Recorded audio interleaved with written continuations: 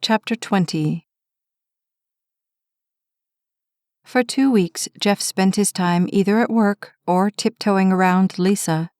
She was better, from what he could tell. On Friday night, they went to the movies and had a nice time. He held her hand, she kissed him goodnight. Once or twice, she had even laughed, but the melancholy in her eyes was never far away. By the next Tuesday, however, when she was making supper, she surprised him with a joke Sherry had told her. Slowly, the light was coming back into her face and into her spirit. They talked about the weather and how annoying the city could be. They talked about who was going to pick up groceries and whose night it was to cook. But venturing any deeper than that, neither one was willing to take that leap. It was easier to push that aside, to pretend that if neither acknowledged its presence, it didn't really exist. Well, I guess this means you're sprung, Gabe said August 25th when he entered the back room of the station at 6:30 in the morning and found Jeff elbow-deep in a washtub full of water. I told Hunter we'd get this, Jeff said, indicating the cotton hose he was washing. They just got back from a residential. Gabe nodded. Let me grab some coffee so I can get my eyes open, and I'll help. Like I'm going to turn that down, Jeff said with a laugh, very much liking how it felt to no longer be on the injured reserve list. Hey, Mr. Taylor, Captain Hayes said, coming through the door. I thought you were banned from the water thing. Good as new, Jeff said, holding up his hands for inspection, and then laughing when he realized they were covered in white suds. Hayes smiled. Glad to hear it. He stepped past the tub and then turned. Say, have you heard from Lisa lately? I saw her at the funeral, but I had to get back to the station before we could talk. Yeah, Jeff said slowly. I see her all the time. Why? Oh, well, I was just wondering how that conference is coming together, Hayes said. She hasn't been by in a while. Jeff's heart sank on the statement. Yeah, I'll probably see her tomorrow if you want me to ask her for you. If you think about it, Hayes said with a shrug. Well, a bed and some breakfast is sounding mighty good about now. Tell Lisa I'll be here in the afternoons all week if she wants to come by. I'll tell her, Jeff said as the words choked in his throat. When Hayes walked out, Jeff sank his hands deep into the water, wishing the signals going to his hands could crowd out all those in his head. So you couldn't come up with some excuse to keep you on light, huh?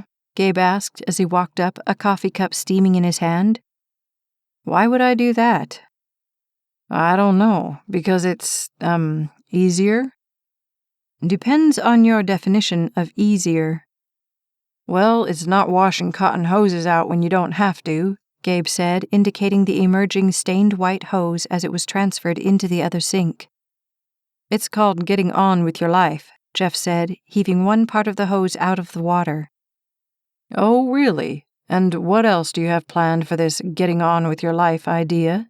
Gabe asked teasingly. Hazmat classes for one. I start next week. Then I'm going to do the aircraft thing in October. Get that out of the way, too. Ah, gunning for my job, are you? Just trying to do what makes sense, Jeff said defensively. Gabe leaned on the water tank next to the tub as he narrowed his gaze at Jeff. And where does Lisa fit into all of this? Jeff's work slowed. Right where she is now, by my side. So, you're going to be doing hazmat, aircraft, and planning a wedding all at the same time? That's industrious. Hey, now, who said anything about a wedding? You did. You said she was going to be right by your side. And don't go flaking out on me here. You're in love with her, right? For a long moment, there was no answer. Right? Right, Jeff finally said softly. And she loves you, right? Right, Jeff said more solidly. Then what in the world are you waiting for? An engraved sign to appear in the sky? In all the time he had spent with her, this thought had never occurred to Jeff. Why? He didn't know, because it seemed so obvious. She was beautiful, gorgeous, fun, hard-working, and dedicated. And she loved him. She had told him so point blank. What more could a man want? No more, he decided as he transferred the hose to the rinsing tank. No more. Everything had to be perfect, Jeff thought, as he set the 2 wine glasses on the table which was set with the tablecloth he had spent half an hour choosing. There were 3 more in the back closet on standby if this one hadn't worked. Candles just so, plates, the non-chipped ones, were on the table, silverware, all but one matching, lay next to the plates. It was as perfect as it was going to get. Carefully, he turned down the lights and traced into the living room where he turned on the CD that always made him think of her.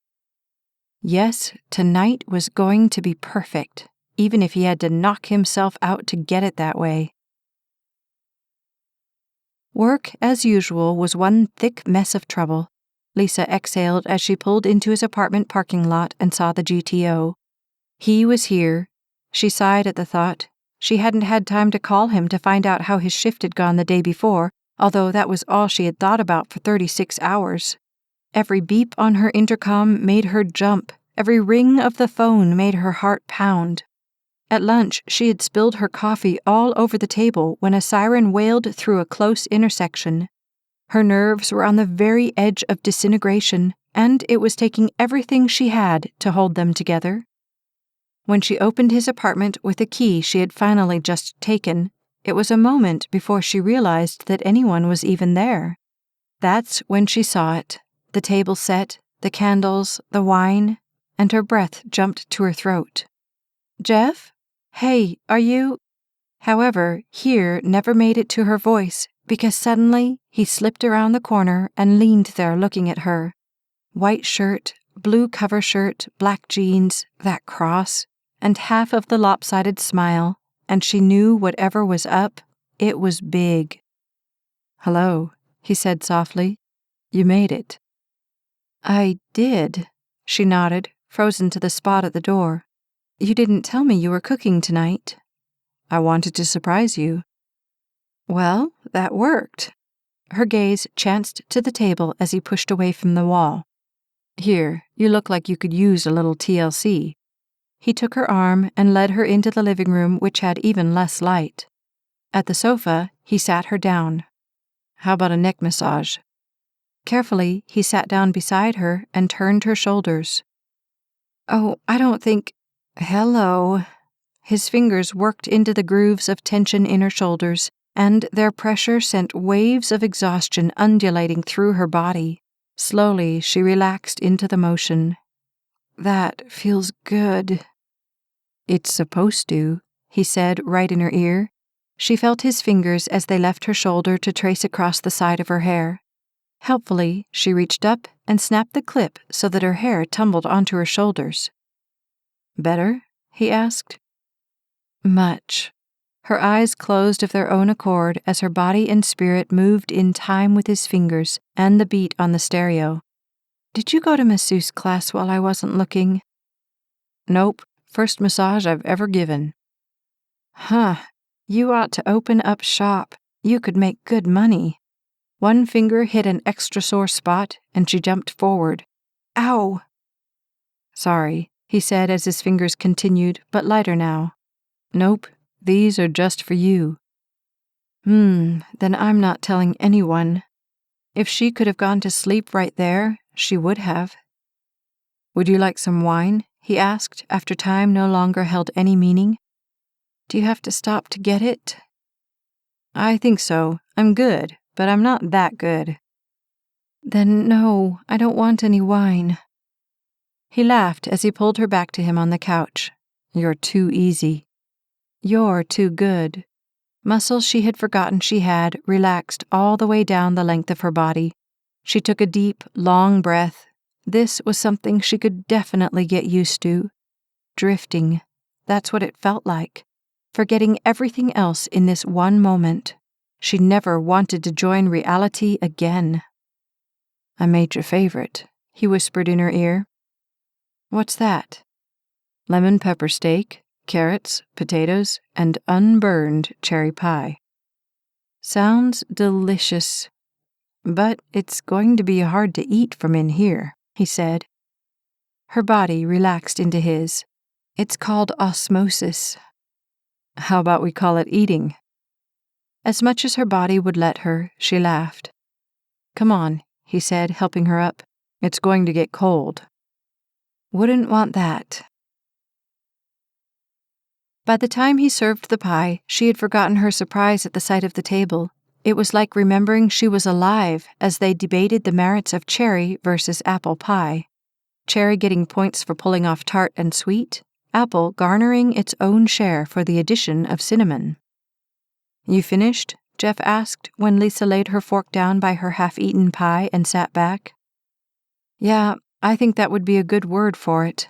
She sat for one more second, sighed, and then pulled herself up to pick up the dishes. "No," Jeff said, stopping her with a hand. "I'll get these later." His hand turned and caught hers. "Let's go relax for a while." She arched an eyebrow skeptically. "If I relax any more, I'll go to sleep." "Oh, don't do that," he said, taking her in his arms in the center of the living room. "You might miss something."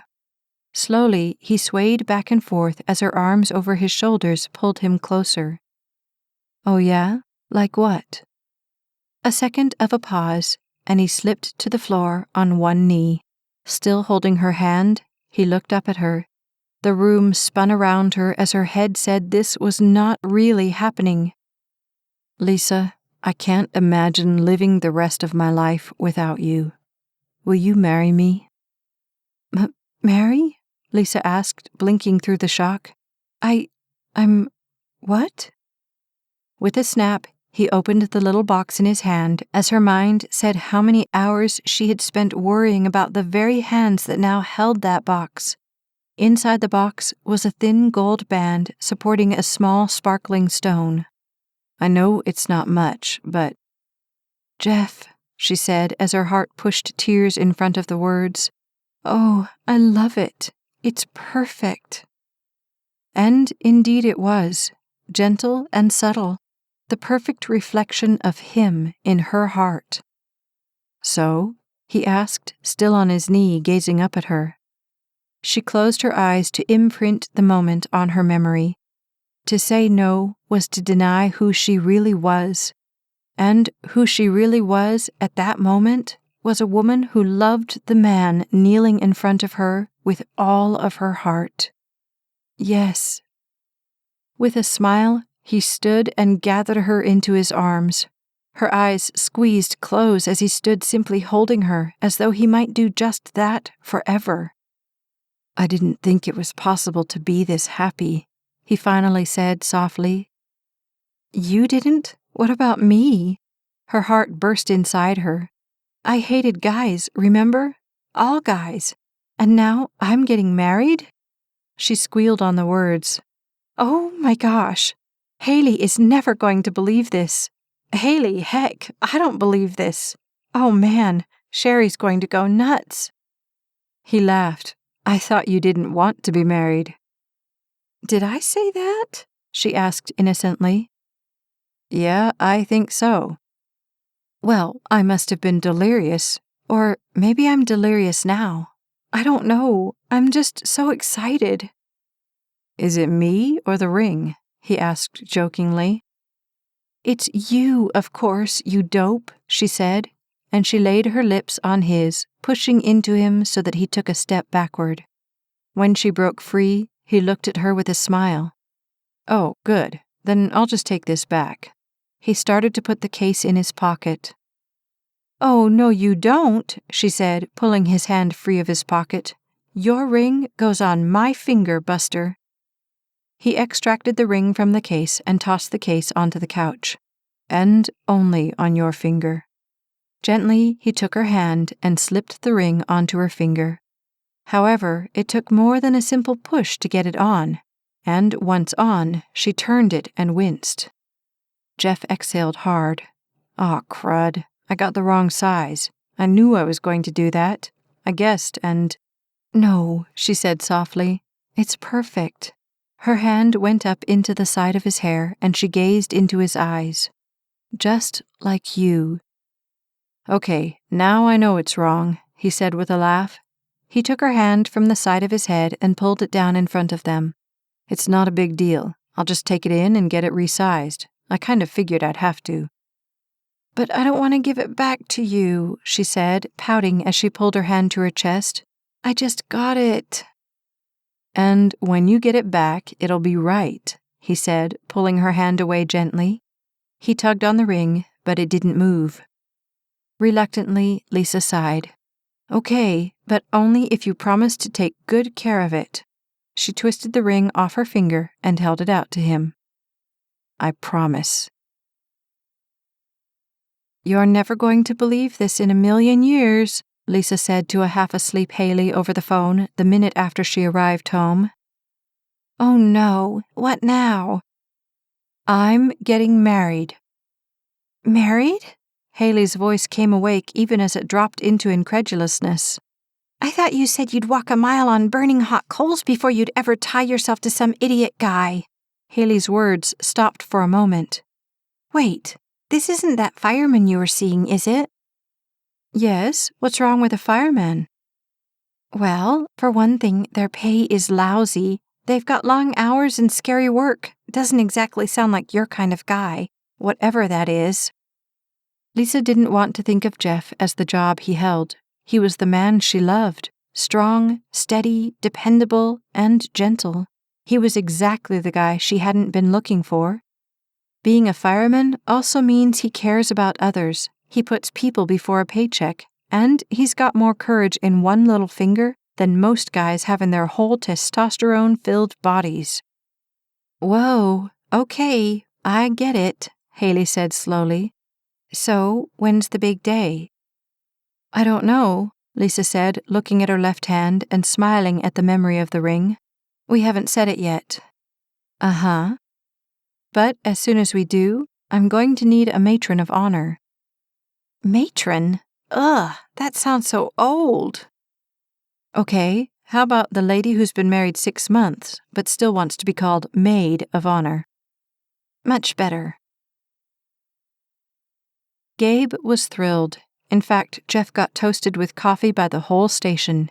Even Hayes congratulated him, saying that now Lisa would have no time to make that trip over because of all the wedding plans. Jeff's memory crumpled over Hayes's previous invitation. Oh, man, I forgot to give her your message. Hayes smiled. I think you've had a few more important things on your mind. A few, Jeff agreed. Just tell her to stop by any time, Hayes said. I'm sure I'll be around. This paperwork has overtime written all over it. I'll try to remember, sir, Jeff said. Did you get my ring back? Lisa asked the moment she opened his door the next evening. No, he accepted her kiss as he stood at the stove. It's going to take a week. A week? It's one little ring. That's the problem, he said with a smile. This is ready. You hungry? Starving, she said, unbuttoning the front of her jacket and pulling the clip from her hair. I think that energy bar I ate for lunch ran out sometime around 3. Energy bar? That's nutritional. Well, it's better than nothing. She reached past him into the cabinet for the plates, and when her body brushed his, he glanced down the side of her. That could get you in trouble. Setting the plates on the counter, she opened the silverware drawer. Oh yeah? What kind of trouble? Before she grabbed a breath from saying those words, she was pinned against the refrigerator, a spoon in one dangling hand. This kind, he said, pressing next to her. His lips found the top of her blouse, and life shifted. Lower, lower his lips went, tracing zigzag lines across her neck. You really should learn to behave yourself. I was just setting the table, she said breathlessly. Yeah, that's what you say. The pressure of his lips slid down her throat. I swear, officer, I didn't mean to cause any trouble. I may have to take you in anyway. We've had a rash of heart stealers running around recently. He backed up and looked right at her with the intensity of a laser. You wouldn't know anything about that, would you? Lost in the middle of his eyes, she shook her head without moving it. I wouldn't have a clue. When his lips found hers, she was glad for the refrigerator. There was no way her knees would ever have been able to keep her standing. At that moment, the timer on the stove dinged and his kiss slowed and then stopped. Hold that thought, he said, and stepped over to take the casserole out of the oven. Slowly, she slid away from the refrigerator, having never realized how warm one could get. Man, it's hot in here. The humidity outside must be creeping up again today. He looked at her with a hazy light in his eyes. I don't think it's the humidity. A memory dropped between them, and the lightness dissipated. He swung the dish over to the table, and she followed, picking up the plates from the cabinet on her way. Oh, I forgot to tell you, Jeff said as he sat down. Hayes wants to see you. Yeah, right. No, really. He told me yesterday, but you make it hard to remember anything. He smiled at her as she sat down, and in case she didn't understand what he meant, he leaned over and kissed the top of her head. He said he's free any night this week. He'll be in the office around 4 or so if you want to come in.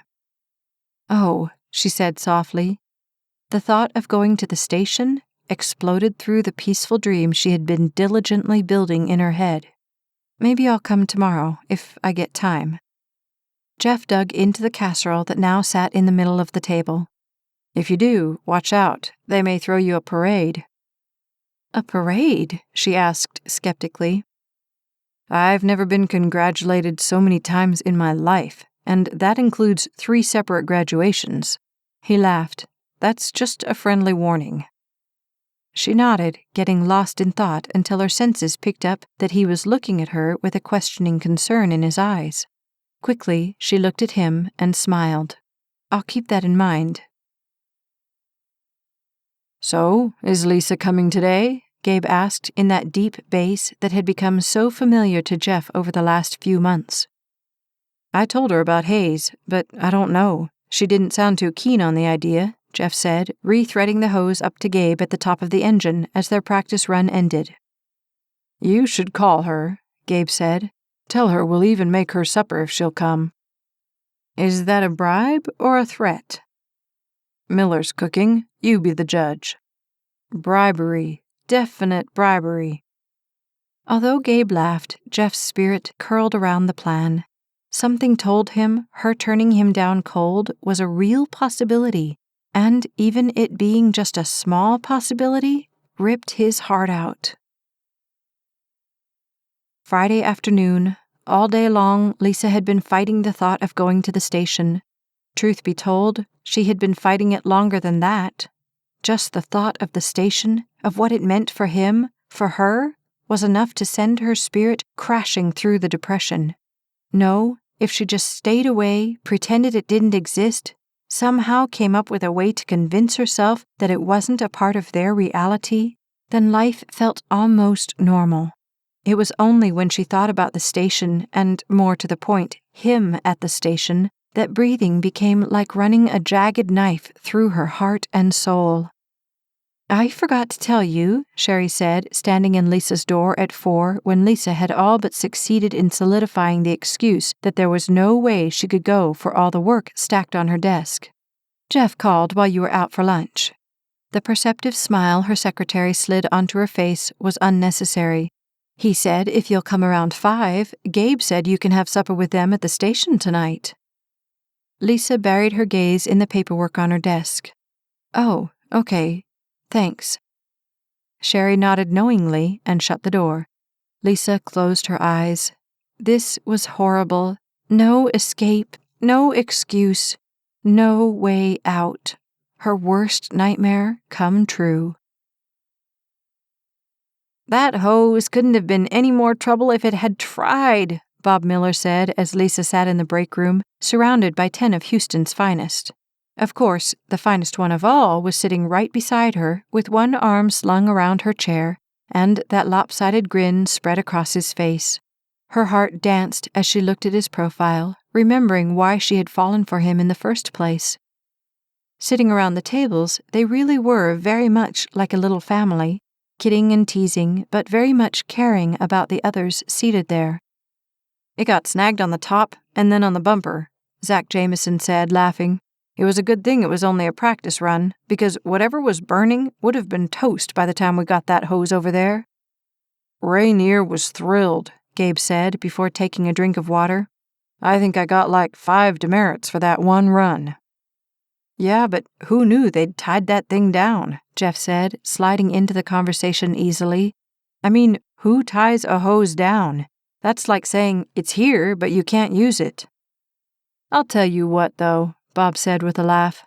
I would have given a mint to have a video of you up top trying to untie that thing.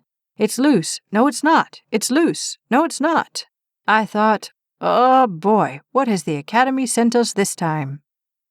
I'm sure, Jeff said with a laugh. I'm just glad I'd been here for a while. That would have been a great first impression. He smiled at Lisa, who remembered her first impression of him, and her gaze fell to the table. So, Lisa, when are you going to hog-tie our boy here and make it official? Bob asked, clapping Jeff on the shoulder. Hog-tie? Lisa asked skeptically, and then she shrugged as embarrassment descended on her. Whenever he has 4 days off in a row, I guess. Ah, a very politically correct answer there, Zach said, nodding. Smart woman. She knows which side of her bread the butter's on. Just trying to make sure Hayes doesn't permanently ban me, she said seriously. He loves me so much. That's okay, Zach said. I'm sure one of us could manage to sneak you in the back if we had to. There's a hole in the roof, too. Well, there was, Bob offered. We used to crawl out at night and go down to the donut shop. It looks like it, Gabe taunted, looking at Bob's rounded belly. I think the first thing on my list is patching that hole. Too late. Rainier caught us. Hole's gone now, Bob said mournfully. Pitiful thing to have to live in a place with weights, but no donuts, Zach said, shaking his head. Just pitiful.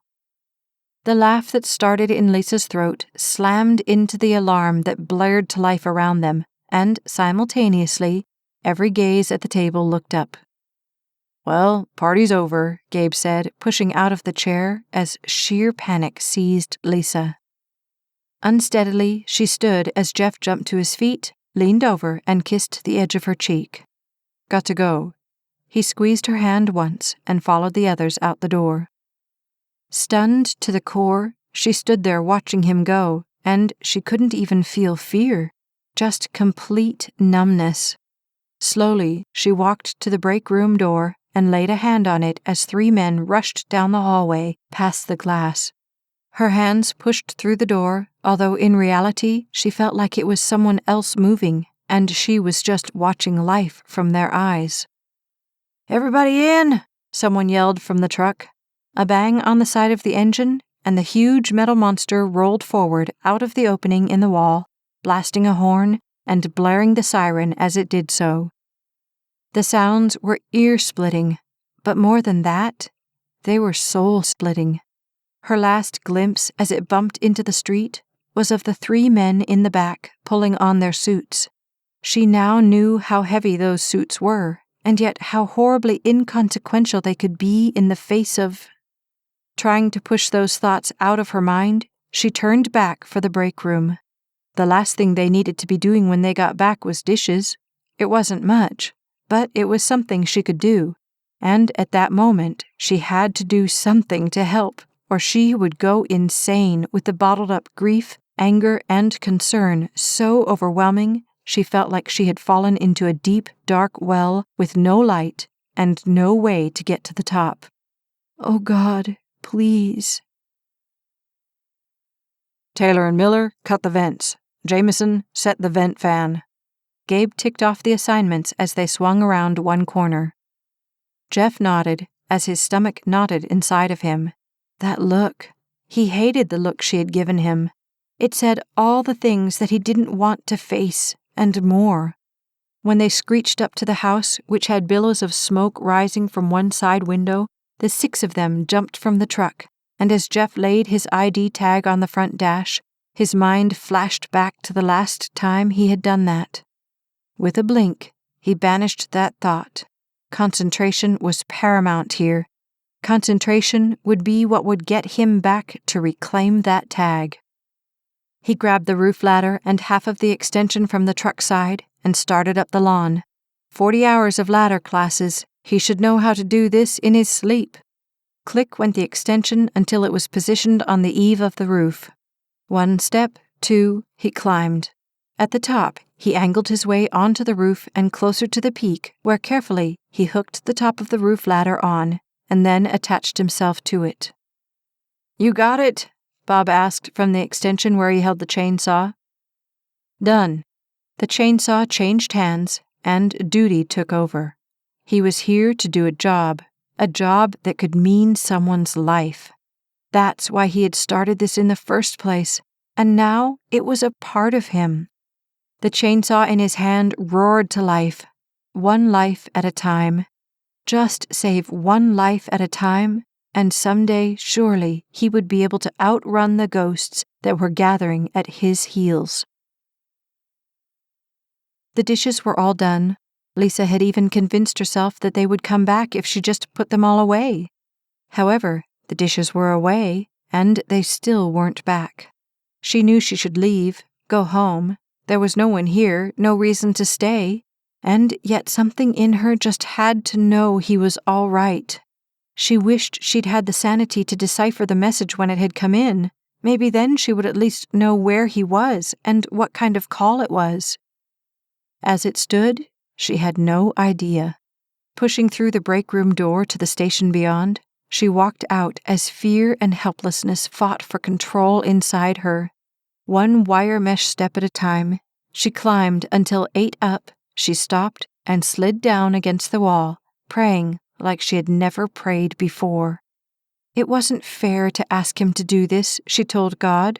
He had as much right to this life as anyone else, more than some. He was a good guy. He didn't deserve to die out there fighting to save someone else's life. It was then that she thought about Dustin. How had his final call come in? Much like that one had? A simple call out, and he never made it back to the station. She wondered how it had happened. Maybe he was fighting the fire and he fell into something he couldn't get out of. Or had someone made a horrible mistake, miscalculated how long a mission would take, and he was caught without air? Was he alone when it happened? Or was someone there fighting to get him out immediately, but it took too long? The scenarios, each one worse than the one before, played and replayed through her head. Had he known it was the end before it was? Had he felt it? In that last moment, who had he thought about? Eve, to be sure. Jeff, maybe. But who else? Or was it too quick to think about anything or anyone? One split second, and it was over. How many one split seconds was Jeff facing right now? She tried to breathe for him, tried to force the air from her lungs into his, one more breath so that he might get to the next. Exhausted by the nonstop battle she had been fighting since she'd first gotten that call in the middle of the night, she let her head fall back against the hard wall. She didn't want to picture the scene he was living right now, and yet it was all she could focus on. Men racing around, trying to beat back a furious dragon bent on taking them down with it. And it could. It had. Her mind traced to Eve standing by that coffin, and Lisa's heart twisted. Eve had loved Dustin, but what difference had that made? He was gone now. From dust we came, and to dust we shall return. He was dust now, cold and dead. What power had love wielded in the face of that moment when death took him? None. Death took one look at love and laughed. It had swept Dustin into its arms and flown down into the pits of darkness. Love never fails. Who had been dumb enough to write that? From where she sat, it looked like love never triumphed. Even her mother's love, that soul-sapping love she had professed to have, had died. It said so down at the county courthouse on the divorce decree. Eve's love was lying in a graveyard, dead. Over and over, Lisa had watched girlfriends, clients, employees. One minute they were so in love they were practically hysterical. The next minute, they hated the other person. She had to be kidding herself if she thought that love could ever triumph in the end. It was ludicrous. What made her think that their love could last when so many others had perished before them? What made her think that they would be the lucky ones? What made her think that one day that truck wouldn't pull back into this station, one rider short for all eternity? And she would be the one left standing, holding a flag in some cold, gray graveyard, and love would again have lost. What was love, anyway? It was a feeling, and feelings change. How many times had she said that to Haley when Haley had first come home talking about this wonderful guy she had just met? Walk a mile across burning coals? Lisa laughed softly at the thought. It wasn't far from what she was doing right now. The searing pain shooting through her at that moment couldn't have been that different. Then his face drifted into her consciousness. Jeff holding her. Jeff smiling. Jeff sitting there, gaze down, that first night in the booth. Ugh! Her breath released with one whoosh as she banged her head against the wall, and then her forehead dropped to the hand she put to it. Thinking about him made her heart hurt, and that wasn't how it was supposed to be. Love isn't about when it's easy, her mother said in her ears. But does it always have to hurt this bad? She asked the empty fire station beyond. Because I don't think I can stand it if it does. The fire was small, 1 truck, 2 holes, 3 hours. By 11 o'clock, they were backing back into the station. The men around Jeff talked happily, glad to be home, and hoping that would be the last call for the night. The shower's going to feel really good right now, Bob said. You know, you could have warned me about that flower bed. How was I supposed to know you were going to take a mud bath in it? Zach asked as Bob lifted his mud-caked boots from the floor. I'm thinking flowers, dirt, water. What did you think it was going to be? A rock garden? Ha ha. It's stand down time, everybody, Gabe called from the door as he slid out onto the concrete below. First one to the showers, first one to bed. Hallelujah, Zach said, jumping down. Don't anyone get in my way. I've got a date with Dreamland. Jeff slid out of his seat in the middle as Bob, Zach, and the rest of the crew shuffled off to the showers. However, Gabe stayed back to go over the engine in case that wasn't the only call for the night. When the others were gone, Jeff stopped. You need some help? Gabe looked up as he flipped across the ladder brackets and laughed. That's a dumb question. Just thought I'd ask. I can pull that cotton down and get a new one up there. And Bob was worried about what the Academy sent us, Gabe said, shaking his head. If you're offering, I'm not saying no. With a hit on the engine door, Jeff went around the back, his boots clumping loudly on the floor. It wasn't a problem helping Gabe out. Sleeping would be the bigger problem anyway. A hand up, and he was up top, pulling the one hose they had actually used down. I'm going to go get out of these boots, Gabe called. They're killing my feet. Jeff nodded his acknowledgement and went back to work, sliding the hose down the back of the truck. Maybe if he worked a little while longer, he would be so tired he would be able to fall asleep. That would be a new phenomenon. He hadn't had a good night's sleep since... That's when, in the middle of the dead quiet station, he first heard the sound. Soft, pitiful, like a muffled sob. His hands stopped as his gaze swept across the room in instant concern. The moment he saw her huddled on the stairs next to the wall in the darkness, he knew who it was. The hose, already halfway down, dropped to the concrete unaided. His turnout gear was still in the truck. There was a hose he had promised to replace lying on the floor, but all his brain could say was that she needed him right now. She needed him, and all else fell away. He jumped off the truck, and in 3 strides he was at the stairs, but his steps slowed on the climb up when she looked down at him. Tear-streaked and careworn, her face held only sorrow and fear. Lise? He asked softly when his foot found the step 2 down from her and slid first to a knee and then all the way down on the step in front of her. She was wrapped around herself, pulling her knees in so closely to her chest that he wondered how she could so much as breathe. Tenderly, he reached out to touch her as the sorrow in her eyes knotted around his heart. Have you been here the whole time?" She looked at him and gulped back the tears as she nodded. "I couldn't leave." "Oh, baby." He tried to get closer to her, but the steps weren't making that easy. "Why didn't you go home?" I had to know you were okay," she said as the tears overtook the words. "Oh, God, I'm sorry."